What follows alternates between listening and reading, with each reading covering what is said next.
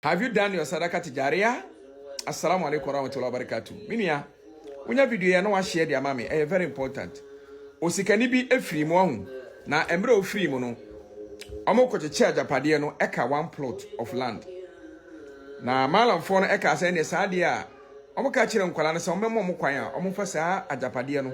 emfasi masjid ana masalachi emfasi so. Na ne papa nso nya saa inhira no ewa da kamenem. Anam se komisheni Muhammad sallallahu alaihi wasallam se onipa da sani wu a wonu ema nyina atwa apart from ade ba ko miensa ba ko ene sadaka tijaria ni se bi obesi masalachi ubetu nsu ube sa no emanema no wonu me de nkra ne ka nkra ne ba ko se anka papa pese wonya anka laji waye dadaada oso ompene ombuso ompene mobo nipa na wawu no ende ontimi nya sadaka tijaria minu ya we kramoni a ye se sadaka tijaria why ni santi na de bia ye ka kire mo se down for life ye village bebre ayaya dawa ye ko baby wo bebre wo ho a masalachi wo community no community nsuo contact ye ne nkotu nsuo mo awu video na etwa mu no ye tu nsuo e manpower wo nya den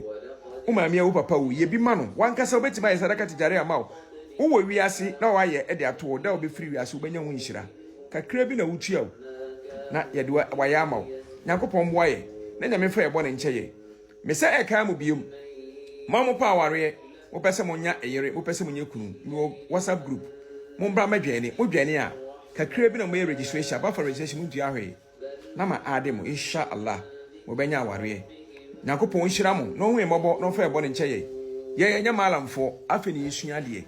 ye nim se ye nya karatu bebre ne bo mi kakra na Nyankopon de amaye no se ye ka ne yefom a ye ne yefom enye Quran ne yefom ye Nyankopon nhira ye. Assalamu alaikum warahmatullahi wabarakatuh. Bedamase.